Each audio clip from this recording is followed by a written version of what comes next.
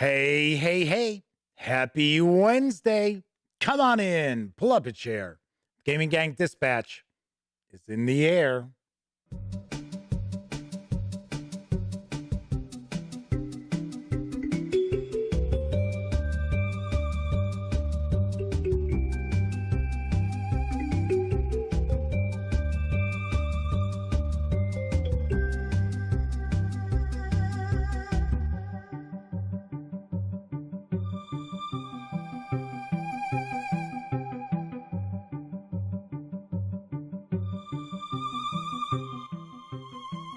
Howdy, howdy, howdy, gang. Welcome once again to the Duct Tape Studios. I'm Jeff McAleer, your host, here at the Gaming Gang channel. That's right, and it's time for the Gaming Gang Dispatch. Gotta be honest, I have been trying to get a review video done right on the cusp of doing the show. Just couldn't do it, couldn't wrap it up. And I'm so used to saying the Gaming Gang channel as opposed to welcome to the Gaming Gang Dispatch. Zoinks. What can I tell you? It's a live show, right? Anywho, I'm Jeff McAleer. I am the founder and editor-in-chief of thegaminggang.com. So welcome aboard. Tonight is Wednesday, October 26th, 2022. This is live stream 843. So your first time joining me, let me point out, super casual around here. Just talking about the latest in tabletop gaming news and then taking a look at a tabletop game. Every once in a while I'll do live reviews, but for the most part, it's always a first look or unboxing. And tonight, we are actually going to dive on into Brancalonia, the spaghetti fantasy setting for 5e from Acheron Games. And this is a multiple ENnie award-winning release. In fact, it won the Gold ENnie for electronic book.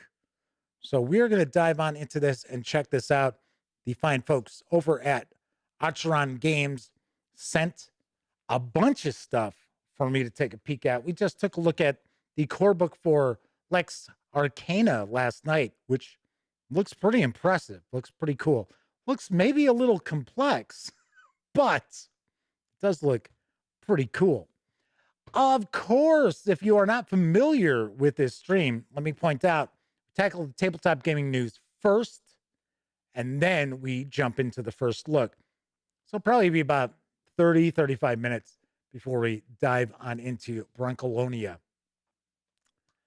All right. All that said, when you're not watching videos on the Gaming Gang channel, be sure to visit thegaminggang.com for all latest in tabletop gaming news, reviews, and a whole lot more. You know the drill. Get your geek on at thegaminggang.com. First out the gate tonight in chat was Kevin R. Smith saying hello. Doug Roberts is with us, and Testy Trekkie is with us as well. Flaming Heron's joining us, one of our chat moderators. Coco B is popping on in as well. And the Happy Wargamer is joining us. So everybody's kind of showing up all at once, which is good because it's the beginning of the show. So Coco B says, how better to celebrate their mom's birthday by listening to some gaming news? You can celebrate any event by listening to gaming news. It's easy. MC is here with us as well. So chat is off and running. Very nice.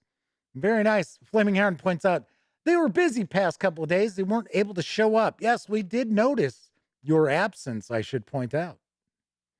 So let's jump on into the news because there is a new expansion for Disney's Sorcerer's Arena Epic Alliances. It has arrived just in time for Halloween. Here's the latest on the Thrills and Chills expansion.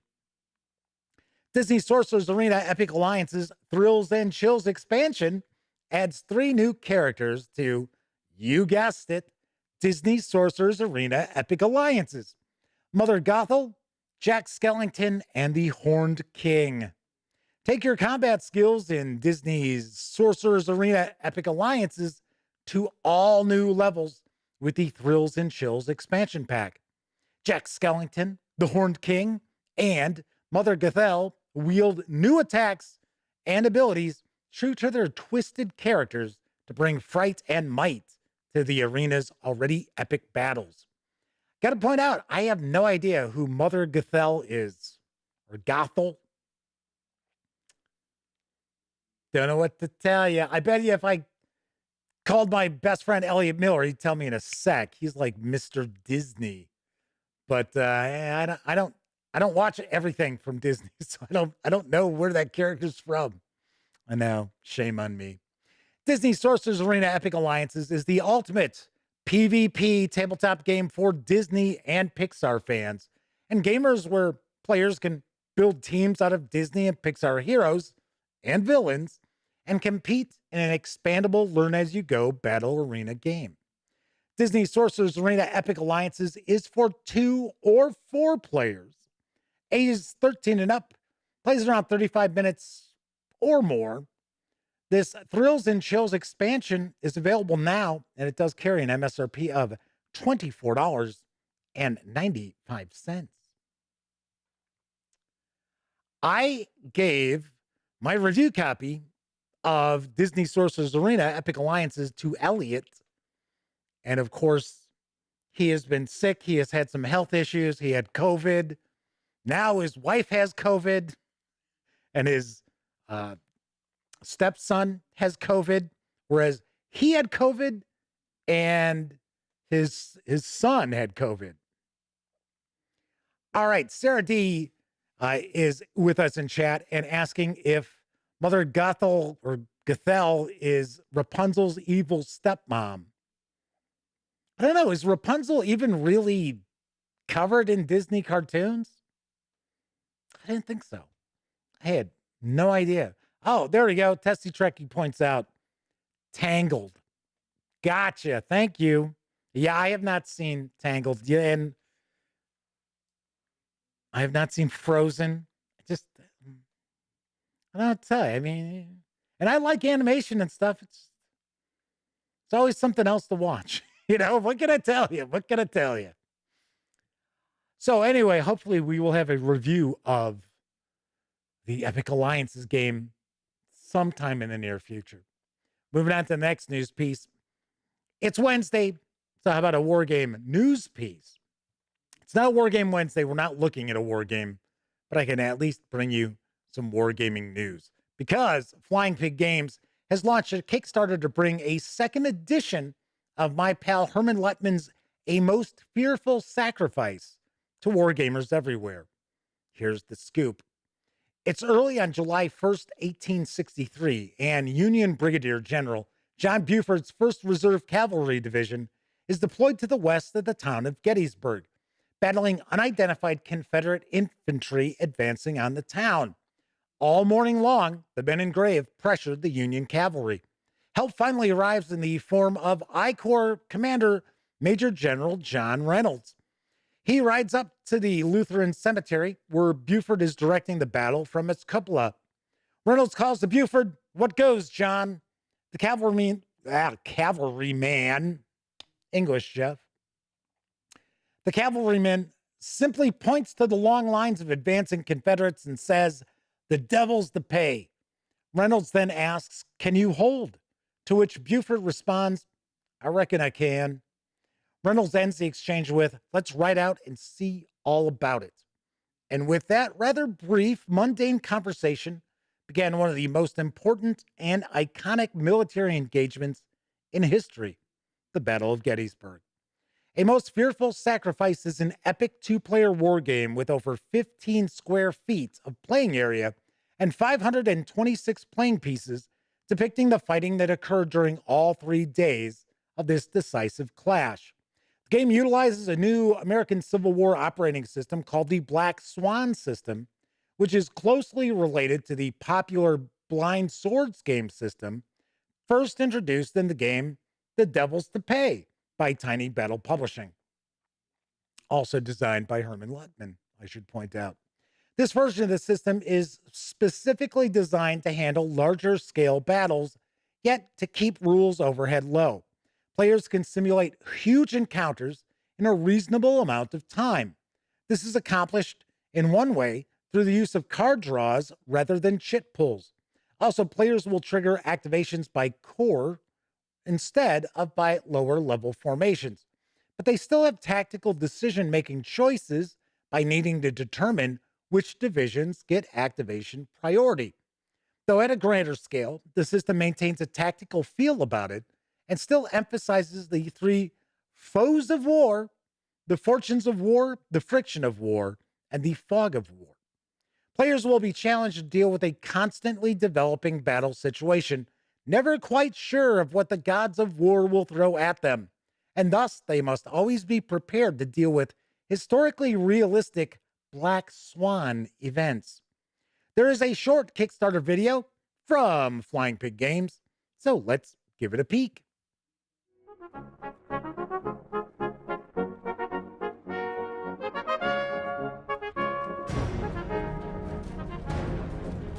A most fearful sacrifice, the 3 days of Gettysburg. A battle that decided the fate of a nation, a game that took the gaming world by storm. Loved by players and reviewers alike, with its 15 square feet of game board, accessible and entertaining rules, and hundreds of counters representing brigades, regiments, and batteries. An easy-to-manage grand-scale game, a simulation that puts you in the shoes of General Robert E. Lee or the great engineer George Meade. And just like Lee and Meade, you can never trust that your intentions will be carried out in the field. Herman Luttman's Black Swan system is a tumultuous endeavor, designed to handle large-scale battles with minimal rules and certain chaos. A most fearful sacrifice, a game that recreates one of the greatest battles in the history of the US. A game where uncertainty and fog of war will ride roughshod over every step you make on the way to victory or defeat. A game by gamers, for gamers, by Flying Pig Games.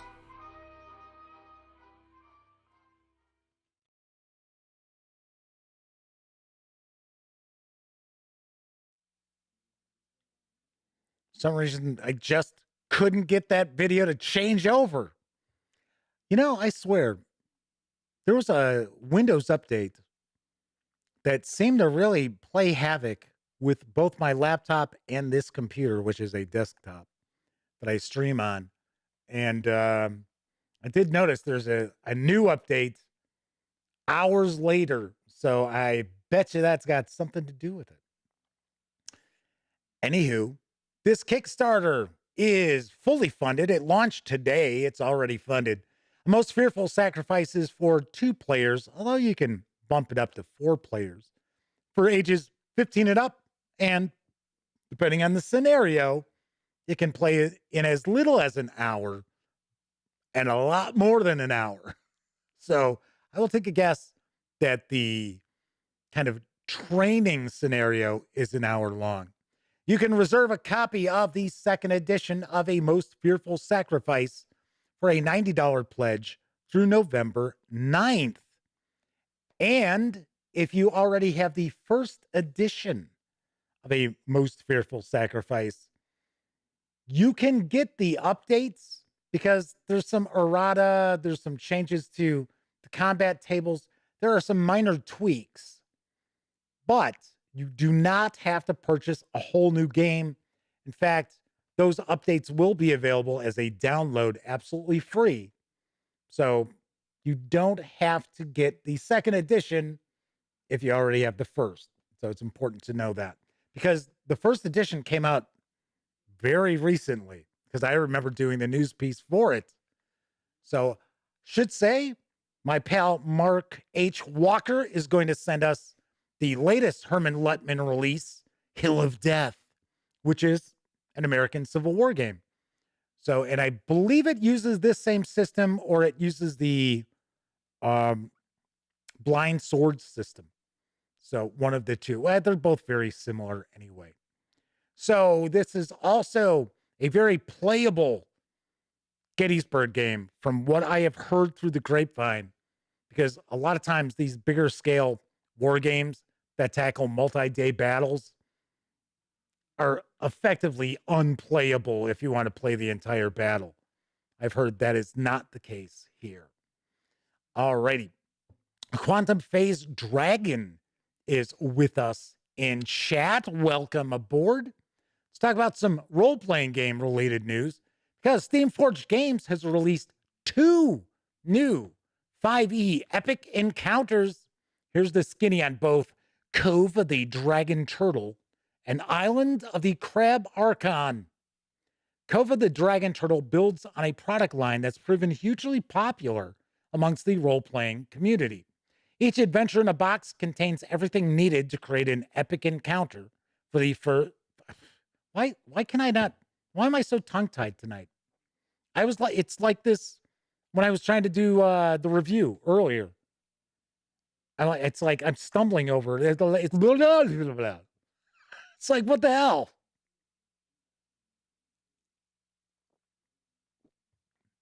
That's my first day with the language. What can I tell you? Each adventure in a box contains everything needed to create an epic encounter for the 5th edition. I almost said first. That's why I was stumbling over it. 5th edition of the world's favorite role-playing game, or any fantasy tabletop RPG. Game masters can fit each encounter seamlessly into an ongoing campaign, or use the sets as short one-shot adventures. This makes it perfect for both new players, especially new GMs, and veteran role players alike. Cove of the Dragon Turtle is a boss box, meaning it contains a single, highly detailed miniature on a giant base, and provides a stern test for any role-playing party. It joins companion warband box Island of the Crab Archon in Steamforged range of RPG cinematic encounter boxes. Island of the Crab Archon features a full set of cruel, crab-like warriors, making it ideal to pair with Cove of the Dragon Turtle for a themed oceanic encounter. Many fearsome creatures lurk in the dark places beneath the waves, but all ocean dwellers cower at the sight of a dragon turtle, mightiest of all. Growing far beyond the size of a normal turtle, these dragonid creatures attack merchant ships with blasts of scalding water so as to claim the precious cargo for their own. This set gives any game master the tools to create a cinematic experience in the Cove of the Dragon Turtle that will challenge and thrill their players. Included in the box is one enormous, highly detailed, ready to paint and play Dragon Turtle miniature on a whopping 110mm base. An adventure book woven with information to fuel any GM's imagination, lore, prompts, monster stats, and tips and tricks for building tension and excitement. A double-sided game mat and tokens. All sailors love to swap tales of the high seas, telling of narrow escapes from pirates and brutal storms. But there's one story they save for late at night, most terrifying of all. In hushed voices, they speak of the Karkinos, humanoid in shape, the wicked claws, and tough chitinous armor. This set gives any game master the tools to create a cinematic experience on the Island of the Crab Archon, which will challenge and thrill their players. This box includes 21 highly detailed, ready-to-paint and play miniatures, including 7 unique sculpts, an adventure book woven with info to fuel any GM's imagination, lore, prompts, monster stats, and tips and tricks for building tension and excitement, a double-sided game map, and tokens. Both box sets are available as of today. That's right, they hit stores today. And Cove of the Dragon Turtle carries an MSRP of $49.95, while Island of the Crab Archon carries an MSRP of $54.95. I didn't realize there are so many of these epic encounters. I know I've shared some news pieces in the past about them, and I thought, oh, what is this, like 5 and 6? There's got to be, what, almost 20 maybe? There's a lot of these. And I have to point out, Steamforged reached out and asked me if I would like to review these. So we are actually going to get a chance to take a peek at both Cove of the Dragon Turtle and Island of the Crab Archon. Pretty cool, pretty sweet. On to the next news piece. Pre-orders have begun for Tome of Beasts 3 from Kobold Press. Here's the deets.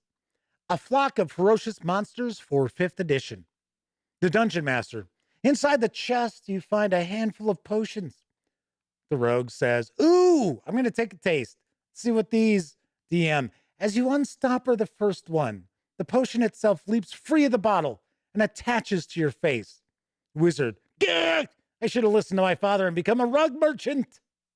For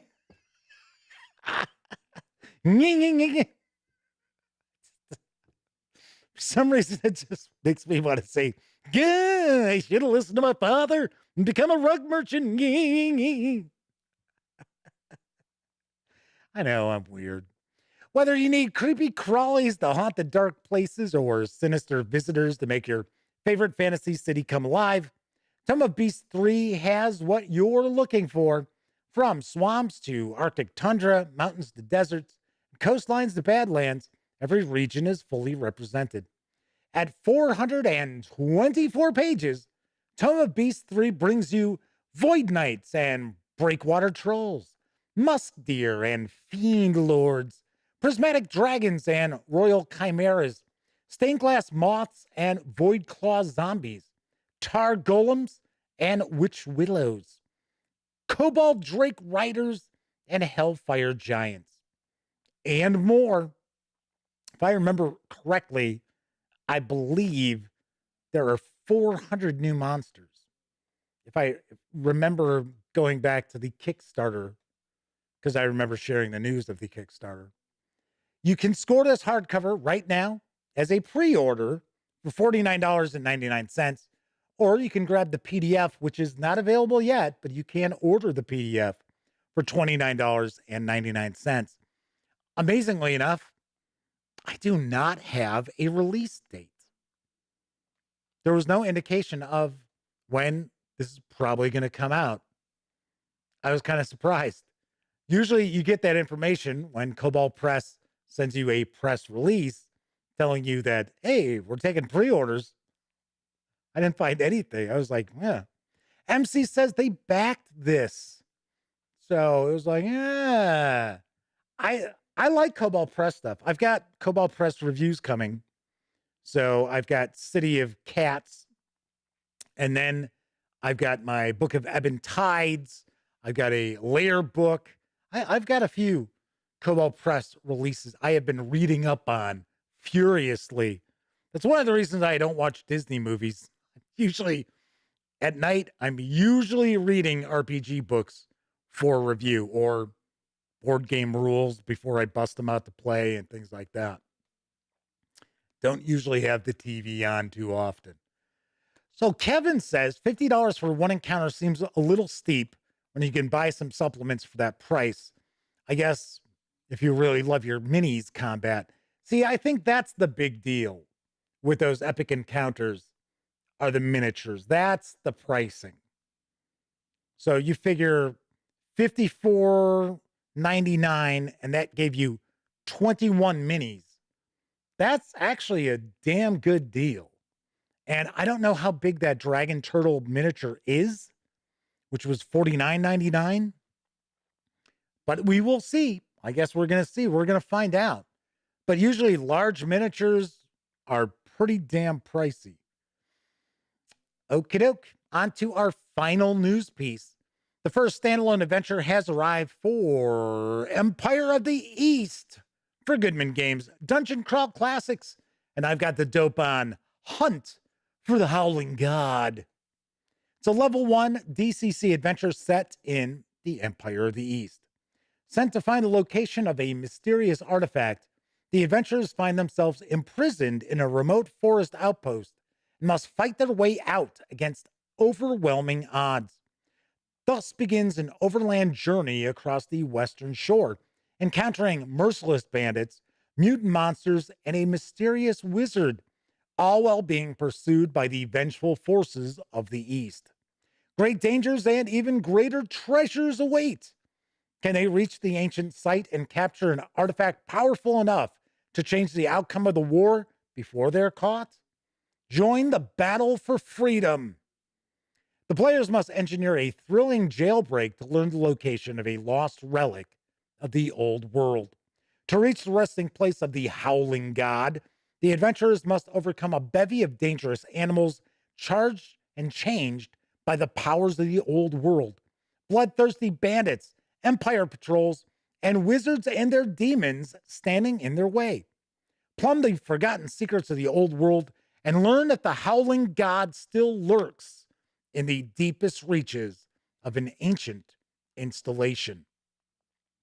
The 24-page softcover adventure with PDF is available over at the Goodman Games website for $9.99, or you can just grab the PDF alone if you'd like over at DriveThruRPG for $6.99. Sweet. I have not had an opportunity to take a look at this setting. I know it's Fred Saberhagen, and I was trying to recall if I had read these books. For some strange reason, I think I did. If I remember correctly, I think it's a trilogy. I mean, I know the premise and things like that, but it's just off the top of my head. I'm like, I think I read it. I know I read some of Saberhagen's Berserker stuff. I think I read the first two Swords trilogies that he did. I know after at a certain point in time, they just kind of fell apart. So MC says they love Goodman Games stuff, but their shipping costs are ridiculous. Well, especially if you're not in the US. That is for certain. All right, that is it for the news tonight. Of course, I was just talking about DriveThruRPG. Don't forget, the Gaming Gang, thus the Dispatch, is affiliated with the One Bookshelf sites. So if you are going to visit DriveThruRPG, please stop by thegaminggang.com first. Click on one of our banner ads. That way, if you happen to make a purchase, I get a small portion of that sale. And it really does help keep thegaminggang.com around.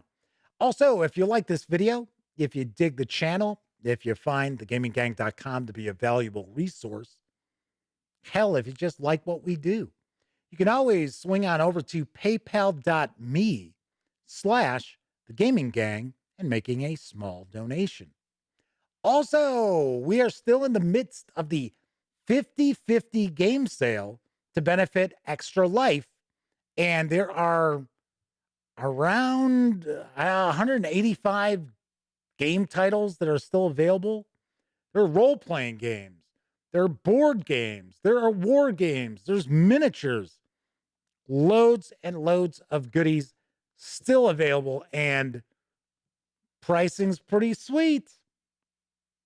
And of course, half of anything raised minus PayPal's gateway fee is to be donated to the Extra Life charity, which benefits the Miracle Network of Children's Hospitals. So there is that as well. So there is some discussion of buying games in Canada or having games shipped to Canada. Yeah, the shipping up to Canada is insane. Insane. I was like, holy. Because I was actually sending some items up to Canada because someone watching right now purchased some items and from the 50/50 sale. And I was looking, I was like, oh my gosh, the post office was nuts. I mean, granted, they were hardcover RPG books, so there was weight involved, like 15 pounds. But still, like $95 for just regular old it'll take, I don't know, a week to 10 days to get there. I was like, my gosh. So there's some discussion of Meeple Mart. I don't know. I don't know. Never heard of them. I don't I don't really have any affiliation with any online retailer. Only affiliation I really have is with the one bookshelf sites. That's it. I have had retailers over the years ask me about, doing like affiliate links and stuff. And I was like, well, if you want to do banner ads, that's cool. I don't want to have to, worry about affiliate links. So there's that. All right. So we are going to be looking at Brancalonia in just a few moments. But before we do want to point out a few different things. First off, right now, there is still the Halloween treats that the one bookshelf sites are giving out, although they're only at 2 sites. It's only DriveThruRPG and DMs Guild. And on DMs Guild, it's only 1 item a day, 1 new item, whereas DriveThruRPG, it's 3. But one of the freebies today, and today only, is the Wicked Ones role-playing game from Bandit Camp. And it is a full-fledged RPG. Of course, you're playing the monsters. But I know we've had some folks in chat talk about it. It's a pretty cool game. And the PDF is normally $20. But today you can get it absolutely free. Remember, every day there is a new treat over at DMs Guild, and there are 3 new treats over at DriveThruRPG. Also, today is going well up until tomorrow morning. It's going to be your last chance to score the Game of the Year edition of Fallout 3 over at the Epic Games Store. So if you have never had an opportunity to play Fallout 3, or it's been a long time since you played and you didn't get all the additional DLC, absolutely free till 10 a.m. Central Time tomorrow over on the Epic Games Store. And then there's a really well-received Warhammer 40K tactical game, something Mechanicus. That'll be available for free starting tomorrow. So I will be definitely grabbing that as well. So I wanted to remind you of the various different freebies that are floating around out there that you can get your hands on. Because there's always free gaming out there, be it PC gaming or tabletop gaming. So when people talk about how expensive this hobby is, I try to tell them there's a lot of ways for you to play and not have to spend an arm and a leg. Now, if you want to be Cult of the New and grab every new game that's coming out, you've got to have it. Well, then there's no excuse then, right? It's like, yes, this is an expensive hobby then. Not as expensive as being a miniatures fan, I'll tell you that much. Alrighty, so anyway, we are going to jump on into Brancalonia in just a moment. But first, I think it's time for a brief intermission. It's intermission time, folks. Time out for a delicious snack in our sparkling refreshment building. Every item a fresh, appetizing taste treat.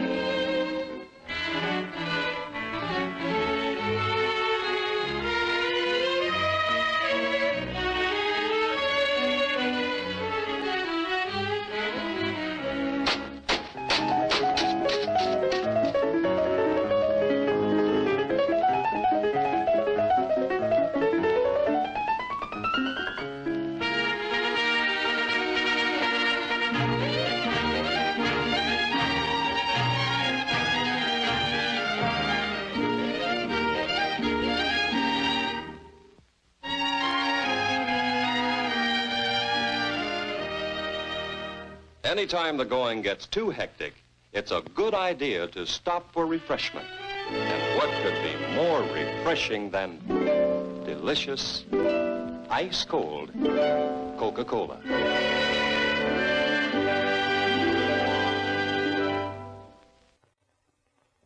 I've got 5 aces. Can you beat that? I've got a can of Wilkins coffee.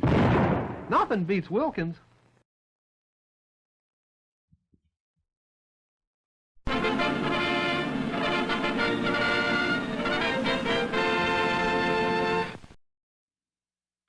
No, Wilkins, no! For a second there, you're like, are we not getting a Wilkins coffee ad? You know, we are running out of them. There's only so many that exist and only so many that actually survived. I think they did, counting all of the various different companies, I think there are like 150-ish Wilkins and Wonkins commercials, and about, I think, 85 remain. Samsey says, Wilkins, no, it's Wonkins who gets killed. So it is Wonkins. Thank you, Kevin, pointing out. Yep. So yes, it serves him right for cheating. 5 aces. Anyway, one last thing before we jump into Brancalonia. Did want to ask, since we probably have the most viewers at this point right now, if you are a kind of a constant viewer, if you tune in fairly regularly, please comment on the videos from time to time. I don't expect people to comment on every single video, but that is a very big way for YouTube to know to share the videos. It's engagement. We've talked about engagement a little bit in the past with, you know, giving a thumbs up to a video. That shows engagement. So that it's all, you know, all calculated in that. It's not somebody sitting there going, you know, should I share Jeff's video with more people? But it is a good way for us to grow the channel and to bring more people in, get more exposure. So once again, please, when you have an opportunity, comment from time to time on a video. If it's about a news piece, maybe it's about what we took a look at. Hell, it can even be about Wonkins and Wilkins, what have you. All right. So tonight I am going to be taking a first look at Brancalonia. It is a spaghetti fantasy setting for 5th edition from Acheron Games. It's written by Mauro Longo, Andrea Macchi, and Max Castellani, with artwork provided by Lorenzo Nudi, Fabio Porfida, and Moreno Paysan. I know I just butchered those names mercilessly. Sorry about that. This 198-page hardcover is available for an MSRP of $49, or you can grab the PDF over at DriveThruRPG for $14.93. As we had pointed out previously, the fine folks over at Acheron Games were kind enough to provide me with a bunch of goodies. So let's swing on over and take a peek at Brancalonia. So I know what a spaghetti western is, so I'm assuming that that's what they mean by spaghetti fantasy, right? So as I mentioned, the fine folks over at Acheron Games, books, I don't know, I keep seeing both. I think I'll stick to Acheron Games. Were kind enough to provide me with this review copy, but of course, neither I nor anyone else affiliated with Gaming Gang has received any other sort of compensation for me to share this coverage with you. As always, it's important that you know that. I'm also going to stay up here, picture in picture, as I usually do. So that means we'll be cutting off a little bit of the upper portion of the book as we take a peek through. We're not going to look at each and every page, but I want to get a nice look at Brancalonia, because I have heard really good things about this. This has won multiple different awards, not only Ennies, It won 4 Ennies. I know it won 1 gold and 1 gold and 3 silver. And the gold was Best Electronic Book. For the bounty, based on Italian tradition, folklore, history, landscapes, literature, and pop culture, Brancalonia is a campaign setting for the 5th edition of the most famous role-playing game ever. Enter the kingdom of Brancalonia, a land full of pitfalls and money-making opportunities. Create your own band of knaves, enlist in a free company, get yourself some well-paid jobs, deliver a fist and knife buffet to those who have it coming. Once you have collected a tidy sum and somewhat climbed the ranks of your company, you'll be ready to try your luck in that final job that could enable you to go out in a blaze of glory. After all, what could possibly go wrong? Flaming Heron's giving us a rundown of the Ennie Awards. So, Best Electronic Book was the gold. Product of the Year, silver. Best Writing, silver. And Best Setting, silver. That's a lot of awards here. So here we have our map. So here we have our fantasy Italy, essentially. And I guess this is Brancalonia, or is this all Brancalonia? Well, we'll find out. So first off, nice weight on the paper. So that is a plus. It's not as thick. The paper's not as heavy as we saw in the Lex Arcana core book, but still, it's good. Still very solid and will hold up to repeated use at the table. So Coco P says, Wonkins smokes, of course. Doug Roberts says, Wonkins is like Kenny from South Park, always getting killed. Funny enough, he doesn't always die. So, Flaming Heron says, always take a look at the books while you discuss them. You've never led me astray with my purchases, Jeff. I try. I actually had a company that wanted me to do a video. I'm not going to talk about what it is. And they asked if I'd do a review, and I said, sure. So they sent me the item, and then they sent me a link to an agreement they wanted me to sign. And then they had a list of all these talking points they wanted me to cover. And I was like, whoa, hold on here. I said, first of all, you do not tell me what I'm going to say in a review. Because number one, you're not hiring me to shoot content. You're simply sending me a review copy. So I actually sent it back. I was like, I don't play this way. I'm not a shill. And I am certainly not going to start being a shill. So kind of wild. Okay, so pizza, daggers, and mandolins. Enter Brancalonia, a land full of, oh, well, we already saw that. That was on the back. Okay, so we get some references and inspiration. So we have comics. I am not familiar with any of them because they're actually all Italian. We've got literature and folk tales. I'm not familiar with any of those.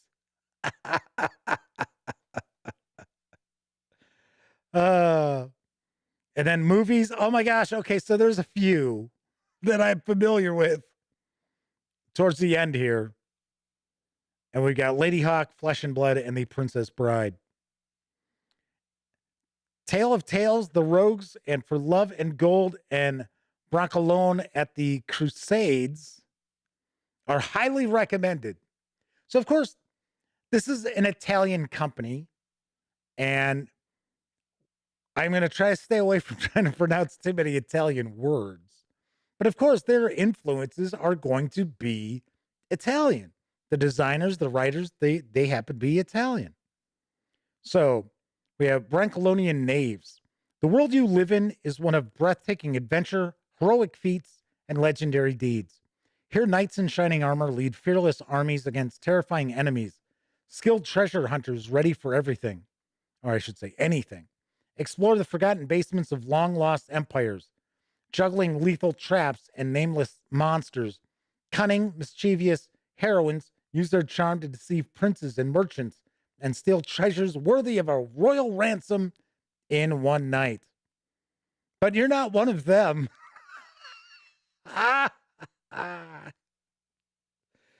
You are the ones who step in when things go wrong. Lazy swindlers, low-life scoundrels, listless dabblers, and greedy knaves. The ugly, the dirty, the bad ones. That's you, in short.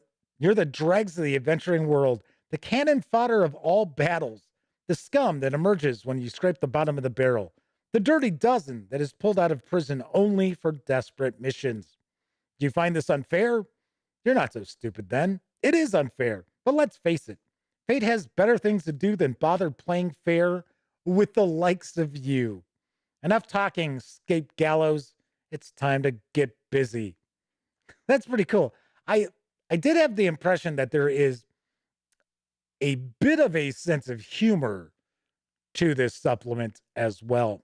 So your player characters are going to belong to a company. So you're going to have like this low-life heroes. So we get different races.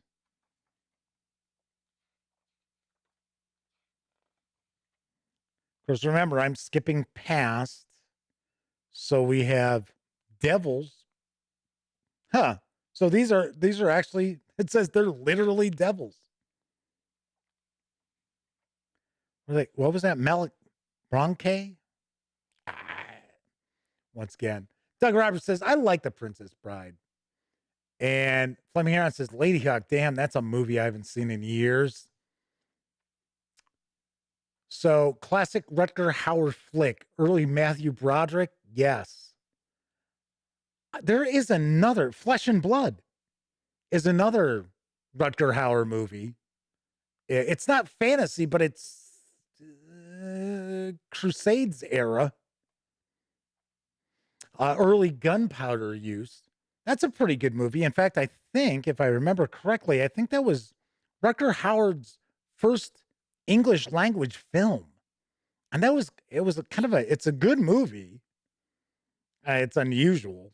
It's an unusual movie, that's for sure. But wasn't that I'm pretty sure that was one of the inspirations here. Yeah, right there, Flesh and Blood. So there we have it. So we're going to get a breakdown of the different classes and how the classes are represented in Brancalonia. So we got the Barbarian. We have the Bard. I'll give you a moment to see that artwork there. It's like, yeah, I don't know, depending on the device you're watching this on, if you can make out what's going on there. So we've got the Cleric, the Druid, the Fighter, the Monk, the Paladin is a Knight Errant, a Ranger is a Matador, Rogue is a Brigand, the Sorcerer is a Superstition, Warlock is a Jinx. Love the artwork. This artwork is very cool. Then we've got our Wizard. Yeah, this artwork is sweet.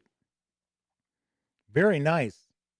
And you know, strangely enough, this artwork kind of has a bit of a European comic book vibe. I don't know how well versed any of you are in some of the European comic books out there, but their art style is very, very detailed. And not like, some of the slop you see over at Marvel nowadays where it's like, my God, what happened to draw the Marvel way? This is awful. It makes some of the Cartoon Network cartoons look detailed. Sweet. So, okay, so we've got new personalities and backgrounds. Jeez. Different languages. Racket. Racket is the roguish jargon spoken by Zaganes, Lacklands, and Nordicans, as well as by many companies of puppeteers, street actors, carnies, harlequins, thespians, and by all rovers, nomads, and wanderers in general. Racket uses the vernacular alphabet. So then these are our new backgrounds here. Oh, there's Rover. Rovers spend a large part of their lives in the free, natural manner traditional of feral communities and wolf cats, hermits, heretics, woodcutters, coalmen, shepherds, and the more isolated pagans. I'm digging this so far. I don't know about folks out there. Fleming Heron says, yeah, Marvel is nothing like it used to be. Yeah, it's, I grew up a Marvel fan, although I will point out I started buying independents when I was about 11. So my brother is like just Mr. Marvel guy. He'll pick up DC to collect, but he's not a DC. He's not big on DC. Me, I would read anything that was good. Used to read a lot of Vertigo. I thought Vertigo was an excellent imprint that DC had. Fables, although Fables is back.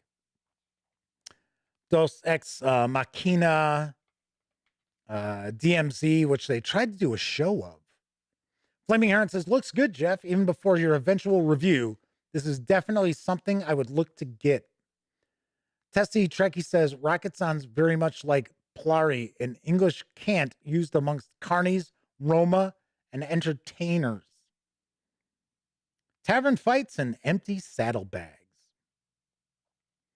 This chapter collects some setting rules and game options strictly related to Brancalonia's atmosphere and game style. I got to admit, Brancalonia just does not roll off the tongue. MC says, Epic was a great indie comic publisher. So was Eclipse. I used to pick some of those up. I remember the first independent comic I ever bought was the first issue of American Flag from First Comics. It was Howard Chaykin, and it blew my mind. And I love a lot of Howard Chaykin stuff. His problem is he'd start a series and he'd be super excited for like the first 12 to 20 issues. And then after that, it was like, he didn't care. He wanted to move on to something else. He'd get somebody else writing it and doing the art.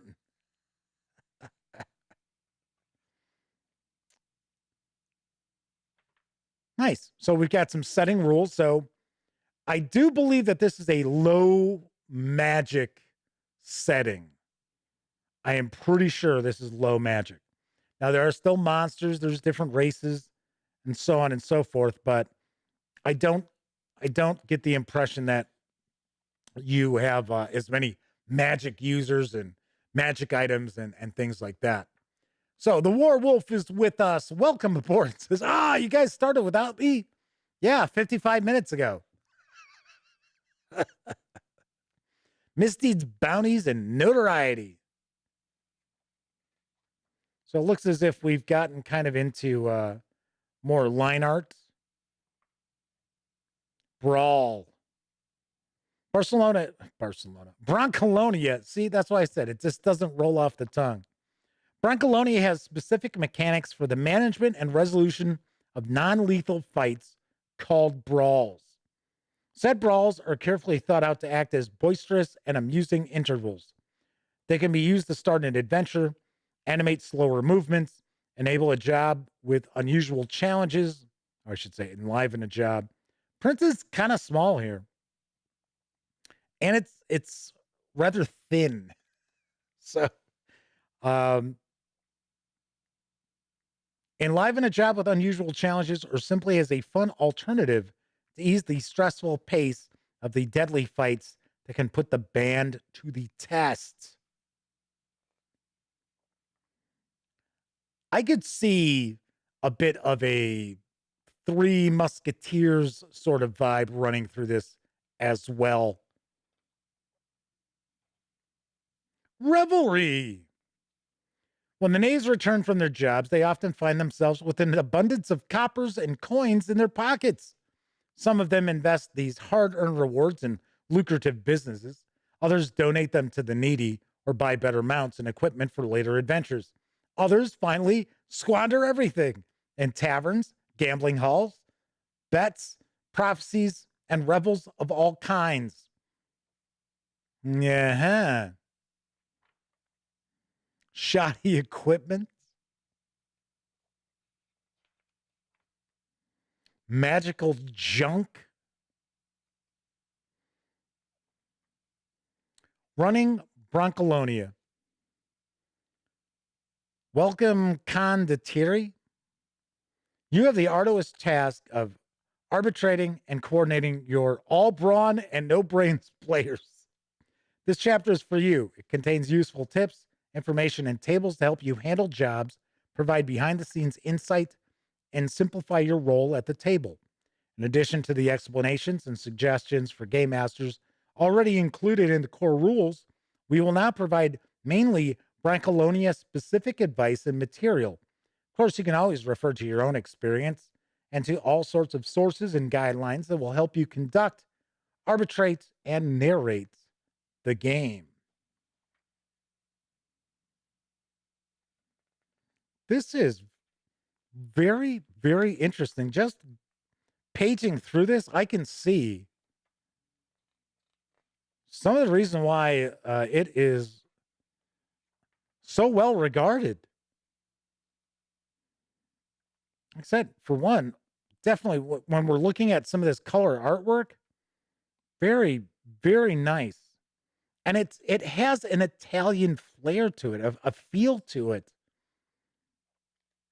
That's why I was talking about European comic books. Hasty History of the Kingdom. All right, so we get a little bit of a gazetteer. Then it looks like, is this a bit of a bestiary?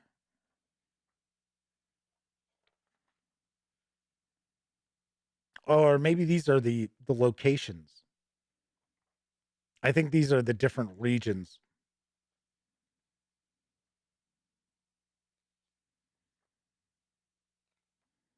And what possible jobs there could be. Oh, that's nice. It's a mix between a raven and a spider. I wonder if there's an adventure in here. I don't think so. So I see Elysia. That font's not the easiest to make out. Or of Lost Empires and Descents into Inferno. If memory serves me, Acheron Games also have a role-playing game that's based on Dante's Divine Comedy, I think. And I think it's called Inferno. I might be wrong. It might be another European role-playing game company. But I do think it's these guys. Right, so this just looks like just kind of a breakdown, giving us different regions and things that are unique about the region, as well as possible jobs for the player characters and their company to take on. Tessie Trekkie is asking, is this a translation of a Spanish product? I thought this is an Italian translation. I'm 99.9% sure that the designers are Italian. This is an Italian company.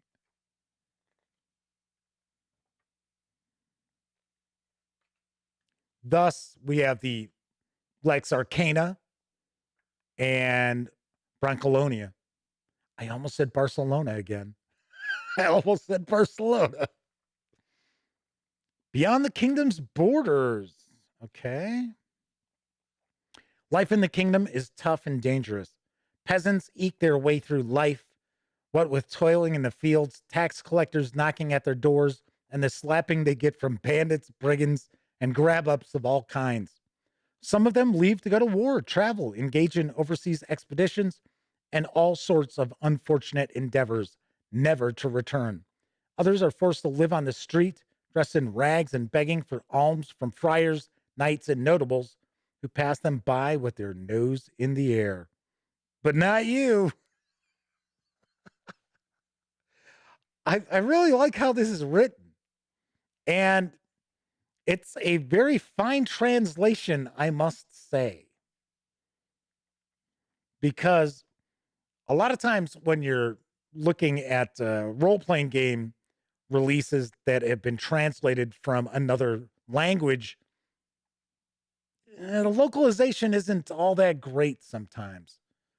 But this is really well written. Okay, so this is an adventure here. Little People of the Grand Mount. So it's for rookie knaves or budding knaves, level 1. So we get an adventure here. We'll kind of just jump through. So it looks like we've got a few adventures or jobs, I guess we'll say. Got another one here. And they look as if they are 4 pages in length. Oh, this one actually has a map there. So that was 6 pages. The Good, the Bad, and the Marionette. So these are for 3rd level. So it looks like this is another little longer one. So it looks like that was 6 pages. Cool. So we get some quick adventures. I would say we're probably looking at maybe single session. Doug Roberts says in the 1500s, the whole southern part of Italy was under Spanish control, I want to say. You may be right. I know that's a little before my... Or no, actually it's not. I was going to say it's a little before my Europa Universalis 4 gameplay. But I think, if I remember right, it's been a while since I played it. I think it kicks off in 13 something. And I know Spain is divided into different countries. Castile and Aragon, or Aragorn, whatever you want to call it. And one of the things you're trying to do is to reunite Spain or unify Spain. There you go. Crown of Naples, an Aragonese puppet. So here we've got our bestiary.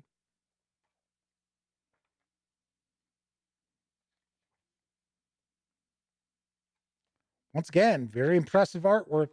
I like this quite a bit. I'll tell you, I don't know about you folks out there, but the 2 books we have taken a look at from Acheron Games, at least visually and what we've kind of taken peeks at, read a little bit, very impressive. Very, very impressive. I'm liking these a lot. And of course, we do have a second book for Brancalonia that we're going to be taking a look at. And I have 3 other books for Lex Arcana. So there's Lex Arcana. There you go. Inferno, like I said. So it is Acheron Games. Their name doesn't roll off the tongue either. So I keep wanting to say Acheron. It's, I believe it's Acheron. We the peasants, we have to be happy all the time because our tears hurt the king. They hurt the rich man and the cardinal. They become sad if we cry. Jeez. Yep, there was digital code, but it was a QRC code. So that is Brancalonia. In fact, I've got the other book right here. We're not going to look at it tonight, but this is on the horizon, and this is the Macaronicon. Just curious, what is this?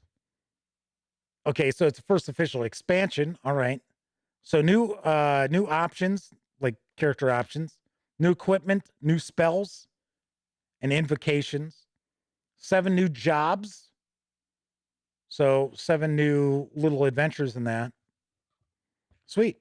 So we'll be looking at this in the near future, not next week, because we've got some stuff already lined up for next week. Speaking of that, let's swing on over to the other camera. So once again, Brancalonia is from Acheron Games. I'm probably mispronouncing that too. And the 198-page hardcover is available now. It's been out for a couple of years, I want to say. Carries an MSRP of $49, or you can grab the PDF over at DriveThruRPG for $14.93, which is a pretty smoking deal as far as the pricing of PDFs usually goes. So, next week on Monday, I have so much stuff scattered around here, just off camera. I got to move it around.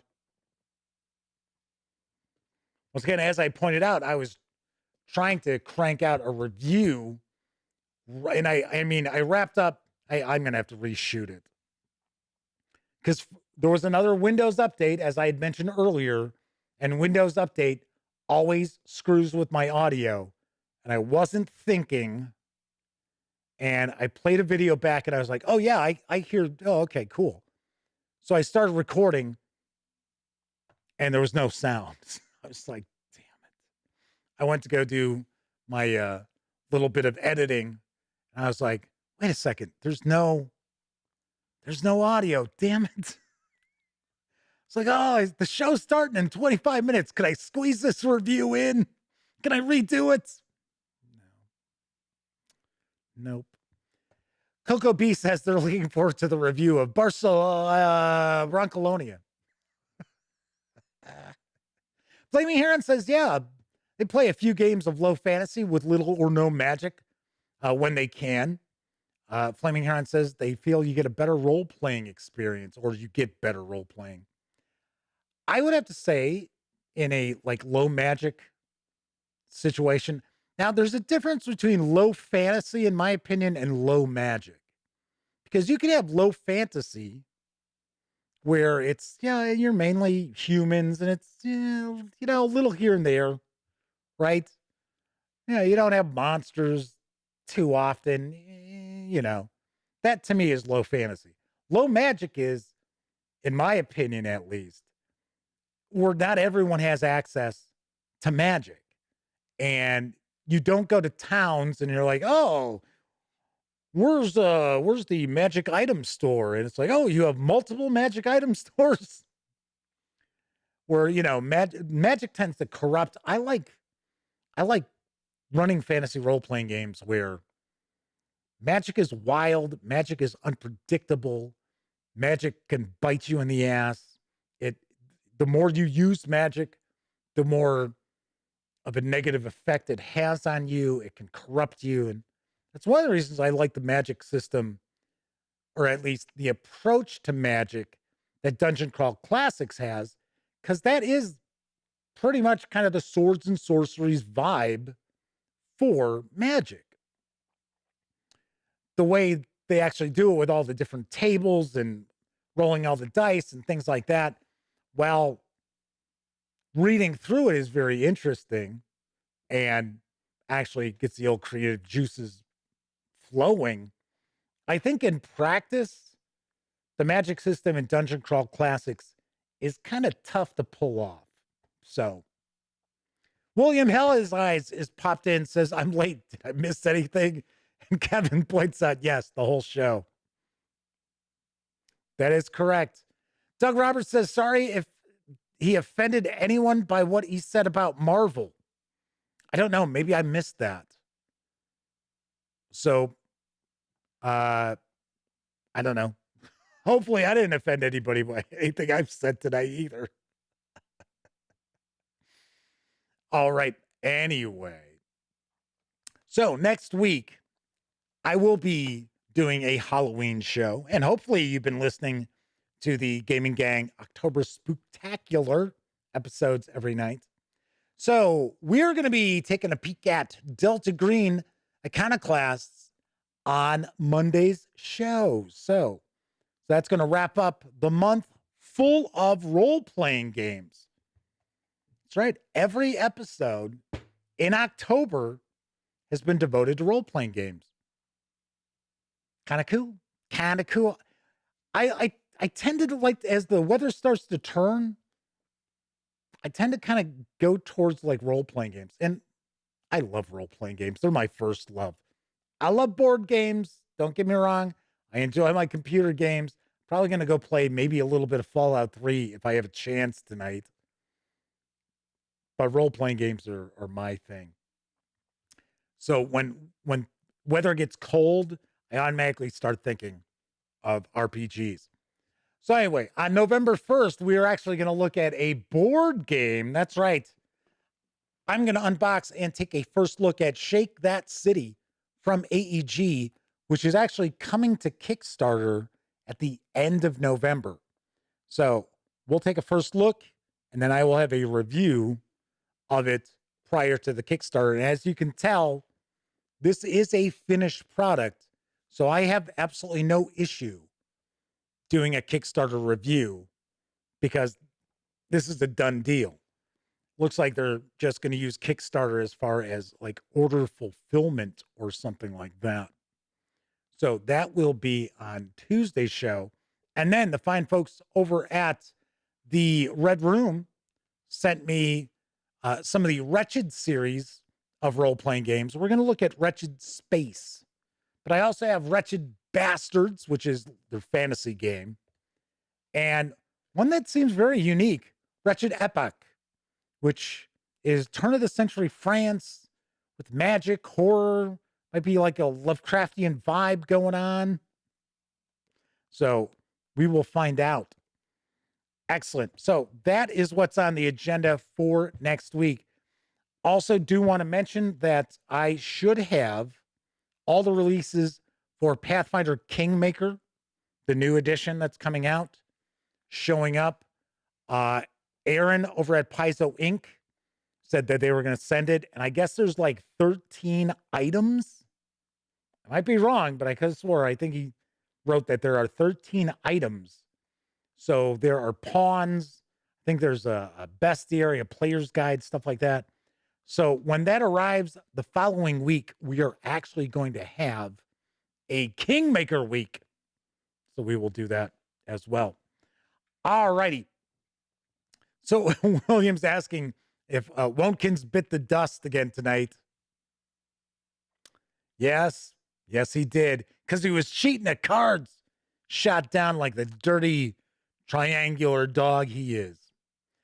All right, that is it for this time out. If you like this video, by all means, please give it a quick thumbs up. Subscribe to the Gaming Gang channel if you haven't already. If you do subscribe, ding that bell. It'll not only let you know when the Gaming Gang streams live Monday, Tuesday, and Wednesday evenings at 7 p.m. Central right here on YouTube. Also let you know when I upload other videos, such as my final attempt at reviewing the Shiver RPG, which now will probably not be up until tomorrow. I wanted it up today, but it'll be up tomorrow. So stay tuned for that. And of course, I'll be back on Monday. If you tuned in a little late, I did ask if it's possible, those of you who tend to watch the show quite a bit, if you could comment from time to time on the videos. That is a great way to show engagement to YouTube to help spread the word on the Gaming Gang as well. So just floating that out there. I don't expect you to comment every episode, but you know, from time to time, comment about Wonkins buying the farm or news piece or what we were taking a peek at, what have you. All righty. So if you were watching live, thank you very much. Always appreciate you taking time to kick back with me. If you took part in chat, bonus experience points for you, because not only were you keeping me company, you were keeping each other company.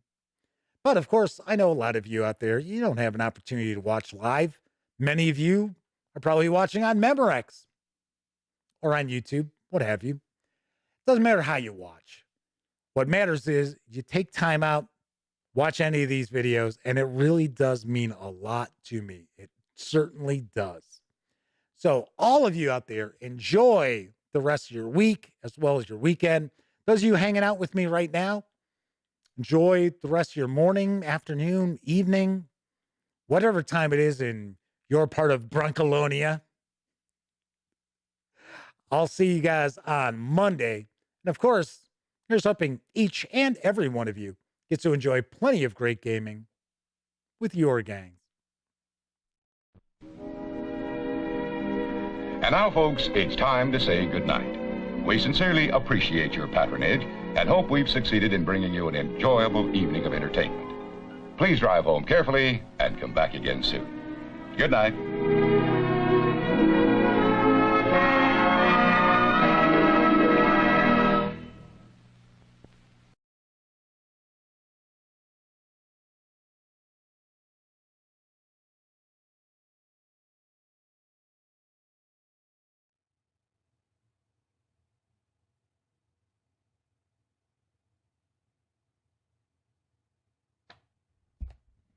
Oh, hey, you're still here.